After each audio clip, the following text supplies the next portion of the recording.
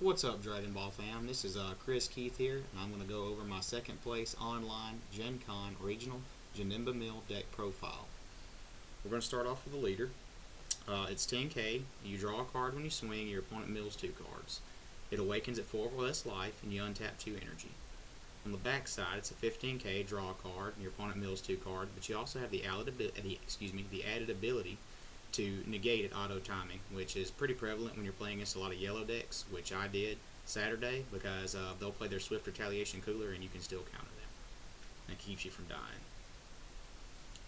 We have 2 Kami Global Unifier. This was also really good. You pay 1, you draw a card, and you get to tap 2 energy, and if you tap 2 energy, you get to wipe the board if they have 4 more cards, 4 or less. Anything above 4 gets to stay. This was really good at clearing threats like the SS4 Goku Annihilation yellow runs. That makes all of my extra cards cost 1 extra energy, and this deck plays a lot of extra cards, and that can tax me. So this is very good at getting rid of that. It was also good at just clearing boards in general. Very good card. We have Jiren. I honestly hate that I have to include this card in this deck, but it was best of 1, no side. Gamma and SS4 are pretty popular right now, and I refuse to lose to Android 17 turning the tide. So for 2 energy, you get to counterplay that card, and you don't have to shuffle your entire hand and your battle cards from your drop back in your deck. That's very terrifying. I didn't want to deal with that. I don't want to lose that way. This card stops that from happening. Push come to shove in any other matchup, it's a 5k combo, or I can bottom deck it using a super combo, which we'll get to later. We have 1 Overrealm. I always like to include at least 1 Overrealm in Janemba because you're going to have a large drop. That's a resource. There's no use in not using that resource. So this is really good because you get to draw 2 cards and then you get to pitch a card. And there are cards in this deck that you want to pitch, which you'll see later. It just helps you draw into more pseudo combos, super combos, negates. It helps you see answers. Very good card. Plus, we can't run very many other Overrealm cards because a lot of the best ones are over 4, and Janemba can't run any card that's 4 or more. Or excuse me, that's more than 4. We have 2 Protector of the People. This card is very good in this deck. You'll notice a trend in this deck. It doesn't run a ton of 5Ks, and the 5Ks you do run, you don't really want to combo off because they're part of your meal package. So you get to negate with this. Usually you want to negate a leader swing or a unison swing, because what it does is it's a negate and a super beam. You negate the attack and then you pitch a card, and then every time they swing with a battle card, not unison, not leader, your opponent will gain 5k for the turn. So this helps you survive wide boards. It helps you in games when they're trying to go in for game. You get to survive, and then you get to go for mill out the next turn. It's very good at protecting you, and this is very much a protect the castle type deck because your entire win condition is milling your opponent out. Very good card. I run 2 max power Kamehamehas. This is a negate, but that's honestly not the most important thing. But it is very cool because you get to negate, and then you can take 4 cards out of your drop, warp them, and add it back to your hand. So, and that did come up. But the most important thing about this card is that you get to warp anything larger than your opponent's energy. And almost every threat that is worth a dang in this format is larger than your opponent's energy. You have, in GT, you have the spaceship. I can't think of the name of it right now, but it's the 8-drop that can swing 3 times. In U7, you have Ultra Mastery. In Gamma, you have the Sail. You know, these are all cards you don't want to stick around for long, so you just pay 1, warp it, and move about your day. Move along with your day. You have the SCR. Janemba Mill cannot run Baby Hatch because it costs more than 4. So the next best thing, which I think might actually be better in Janemba, because this card's broken, is SS4, the Vermilion Saiyans. It has another effect that you don't really care about. The main thing is that it's a counter attack that warps cards equal to the different types of color battle cards or energy cards between you and your opponent. So for instance, if you're playing a yellow deck, then you get to warp 2 cards because you have yellow and blue. If you have a black, like just say you played Kami and left it on board, drew a card, well now you have yellow, black, and blue, and you get to warp 3 cards. And then for each card it warps, it gains 5k. So this is also a super beam type card. And it does it through barrier. That's the most important part. I got rid of a lot of SS4 Son Goku, the Annihilations, the yellow card that I was talking about earlier, with this card. It's very good, but you have to be very careful when you're playing against yellow because they can cooler it. You have to bait those coolers out.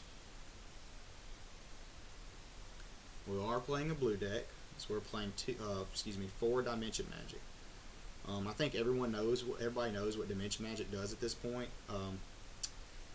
Typically, I don't use its sparking effect because I'm generally at 4 or less life relatively early, so I don't want to go below 4 because red is very popular right now, and they can burn you, and I don't want to go from 3 to 2 if I took that 4th life using the D-Magic. So typically I just leave energy open and use this card's effect, which lets me negate and untap an extra energy. You untap 2 energy. So the one you paid plus an extra energy gets untapped. This is very good because you run a lot of pseudo combos, and this allows you to negate big threats while leaving energy up to use those pseudo combos and draw cards and out combo your opponent. We run 4 Wheezes Coercion. It is the same concept, it's just not as good as Dimension Magic. Basically, you tap an energy and then untap an energy to negate an attack. So it does leave that energy open later on for when you want a pseudo combo, and it's a hard negate. The last negate that I run is also a counterplay, and it is Dirty Burst. This card is very good. I very rarely use it to negate attacks, but I have. The most important thing about this card is that you get to pay 2.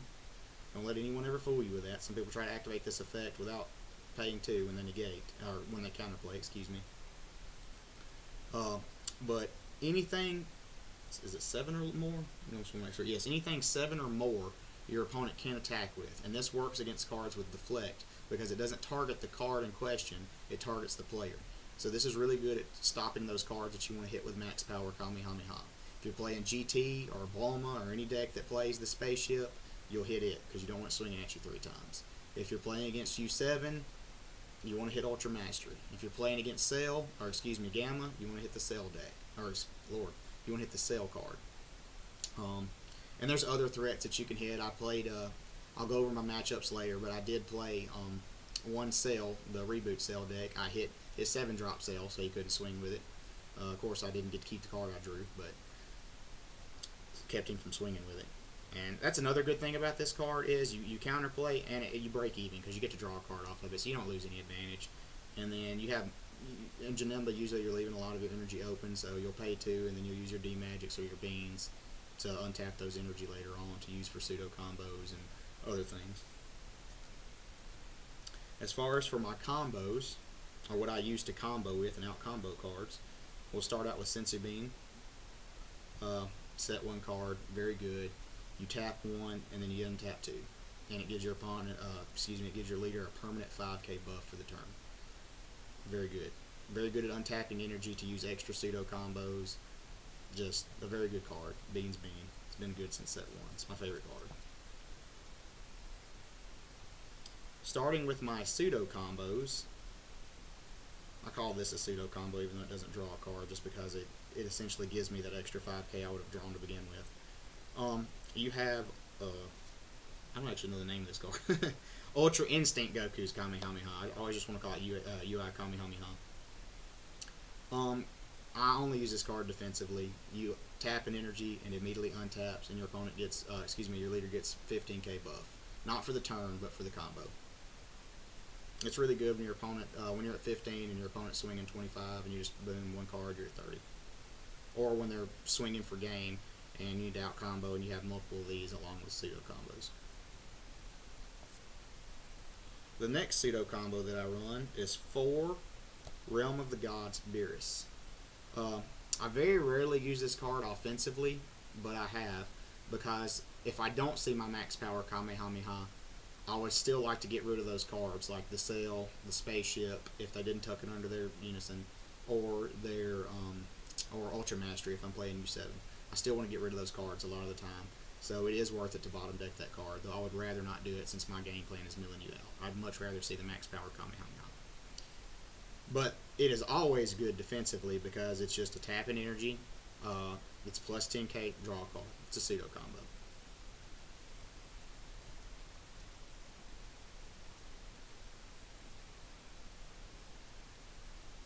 Next card is my super combos. I run 4 of the Vegeta Disciplined Warrior. A lot of people have asked me in the past why I don't run Zeno. That one that lets you, basically, if you have 5 or less life, you get to pick an energy up, put it in your hand, and then put another energy down, untap. I don't feel the need to ever run Zeno. I would much rather draw cards. I like seeing answers, and this helps me see more answers, whether that be more pseudo combos, more beans, more negates. I like drawing cards. That's the entire concept of this deck, is to just cantrip every single time I combo so that my hand stays at a healthy size when I'm defending against my opponent's attacks. And then the longer I live, the more odds I have of milling my opponent out, which is our entire game plan.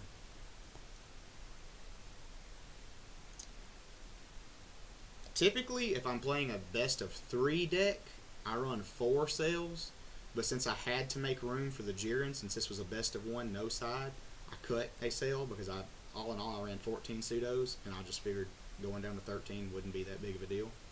But I run 3 sails at this event, and it is the same thing as Beerus, except you don't get any cool effects like bottom decking a card that's bigger than your opponent's energy or drawing a card. I also forgot to mention on the Realm of the Gods Beerus, when you do it defensively, you can also bottom deck like anything that's 2 or less. And that's very good in certain matchups, mainly black when they have the True Fighting Spirits. I forgot about that, but that is an important part of that card's effect. But this card just draws a card, 10k buff.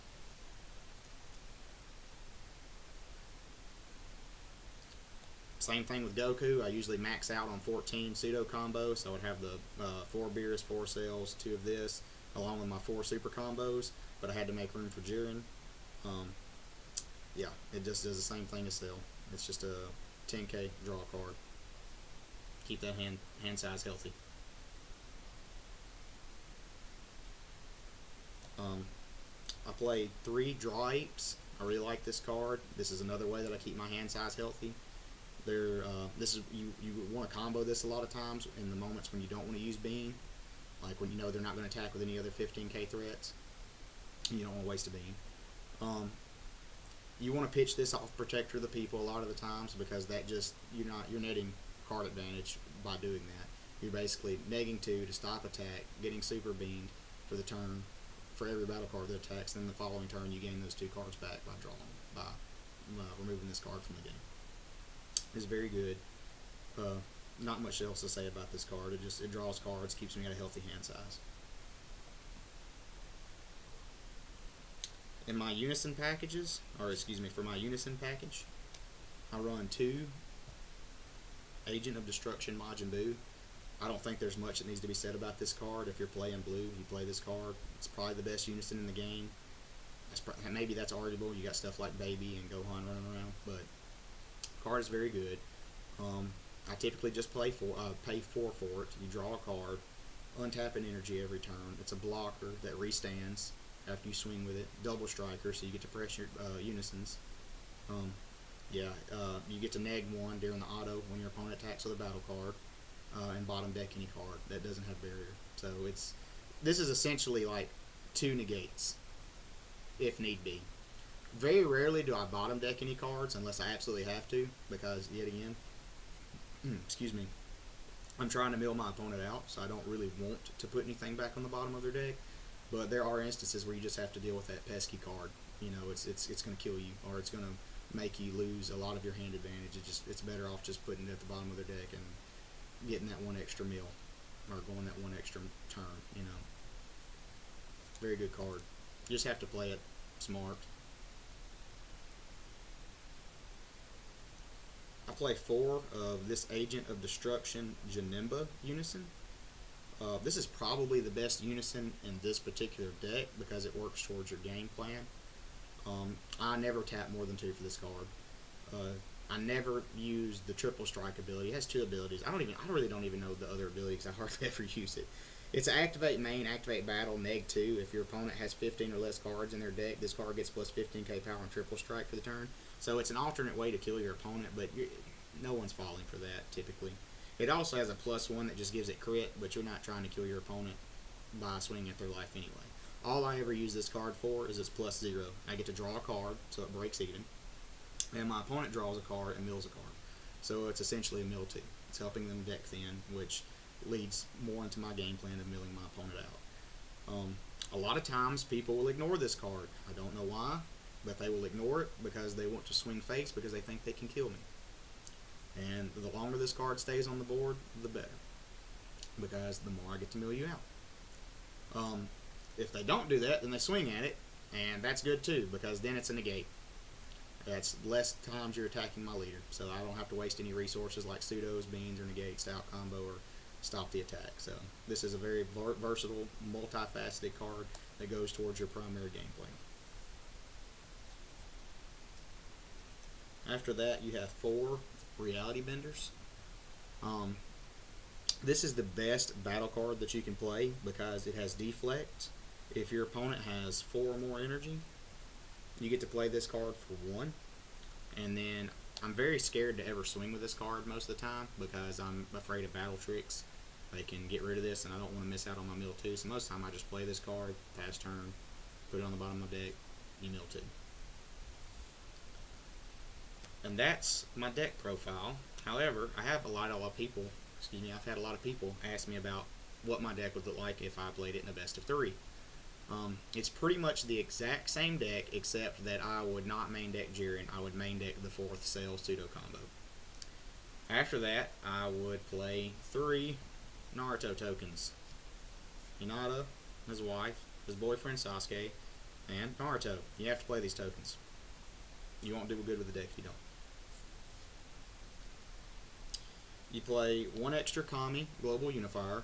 You want to side this in against anything that goes wide. Yellow decks, just in case they want to take in extra Annihilations, take in Slugs, because Slug is also a pesky card in yellow that you don't want sticking around because you draw a lot using pseudo combos, super combos, and draw apes, things of that nature. So yes, this is very good. 1 extra Protector of the People. Anything that goes wide, U7. A lot of times I side this in against Gamma too because they have a lot of dual attackers. You'll want to negate that Unison, and of course it's not going to gain the 5k off the Unison swing or the leader swing, but anything else they swing after that, you'll essentially get free 5k combos. I played 2 Dark King's Flash. Sin Shenron yellow is not exactly just burning the meta up by no means, but I feel like you always stand the chance of running into that deck, and sometimes it can be a problem, especially when they get to their turn 6, and a lot of times they are because you're playing Janemba Mill and you play a very slow, grindy game. Dirty Burst helps a lot in that matchup too, but this is even better. So you just side this in. Plus it's a hard negate. It's literally multifaceted. Anything, it has dual purposes. Very good. I play 2 Meki Kabura, the Broken Seal. The only deck that I bring this in for is the Reboot Cell deck because I can't run God Sealing. That's a 5-drop, so I have no answer to the 7-drop Cell. So my answer to that is to play this and say you can't play the 7-drop Cell, and hopefully by that point I can mill you out. That's a very tough matchup, not very favorable at all. Although I did squeeze out a win this weekend against that card, or excuse me, against that deck. I play 3 Deborahs. This is just really good against hand control. We're blue, which means we're just already weak to hand control. You'll side this in against Sail because you're just leaving energy open anyway. And a lot of times they'll side in Ribrians and Rosies and stuff because they know you're playing blue. You'll side this in against Cooler. They just have incremental hand control, and you'd rather drop this, draw 2 cards, and try to stay alive. Not lose your healthy hand size. We try to keep that. We play 2 Altered Reality. This is good against Cooler. You'd bring this in against Cooler because they have Charismatic Villain, and you want to be able to proc your Reality Benders without them popping it off with Charismatic Villain. Because this card, what it is, you play it for 1 energy, you draw a card, and it gives all your Janembas buried. This is also really good against red decks, U7, Bulma. The reason is Reality Benders are susceptible to Vidals because they play the 3-drop Unison. So this helps you be able to proc your Reality Benders and not let your Reality Bender die. Excuse me, because you want to mill those guys out very fast because they can be very aggressive. We play 2 Chilled's Army Reinforcement. If I were going to side this in, I typically side it in against Cooler because I don't like that Frieza card. It's a dual attack, triple strike, 30k, tons of pressure. I'd rather just not have to out combo that or negate it twice. I'd rather just, negate this, whether I pay 2 energy, take a life, whichever, is the best at the time, and then block the second attack. Because they can't hit the blocker with Charismatic Villain. It has no cost. I don't have them on me, or excuse me, I do have one of them on me. It's in my main deck. The other one, my friend borrowed because he had a store championship Saturday while I was playing, and he got 2. He was also afraid of Android 17 turning the tide, so he borrowed my second one. But these would be 2 Jiren. I would side in 2 Jiren if I was in a best of 3 playing against SS4 or Gamma, because you want to guarantee that you see that card. 2's overkill in a best of 1, because who knows if you're actually going to see that matchup, but you want it there just in case.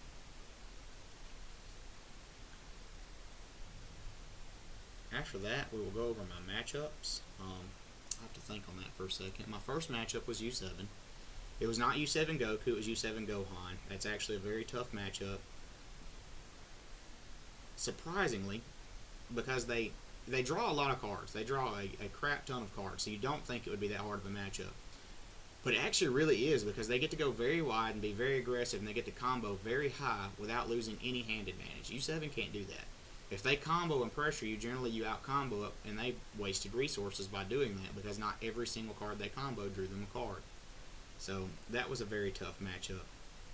My second matchup was SS4 Vegeta. I do not think that is a hard matchup at all. You just negate the leader in the early turns, and then you want to save your negates and just out-combo the leader when they try to ramp. And then usually by that point, when it gets to turn 7, you've drawn the Jiren. They have no way to stop you from playing Jiren because they do not run the baby unison to get a free golden 8. So if they tap 7 for Android 17, you just jam a Jiren and you don't lose, and you probably mill them out the next turn because you're going into your turn 7 or 8, depending on who went first.